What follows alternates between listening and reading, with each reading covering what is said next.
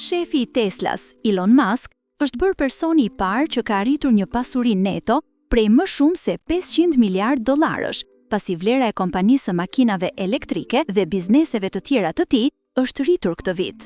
Pasuria neto e manjatit të teknologjisë arriti për pak kohë në 500.1 miliard dollar të mërkurën pas dite, sipas kohës së New Yorkut, përpara se të binte në 499 miliard dollar më vonë gjatë ditës, raportoi indeksi miliarderëve të Forbes. Krahas Teslës, vlerësimet e sipërmarrjeve të tjera të tij, duke përfshirë startupin e inteligjencës artificiale xAI dhe kompaninë e raketave SpaceX, thuhet se janë rritur gjithashtu në muajt e fundit. Ky moment historik e përforcon më tej statusin e Musk si personi më i pasur në botë, shumë përpara rivalëve në sektorin global të teknologjisë. Aksionet e kompanisë kanë shënuar rritje në muajt e fundit, ndërsa investitorët e mirëpresin faktin që Musk po përqendrohet më shumë tek kompanitë e tij sesa te politika.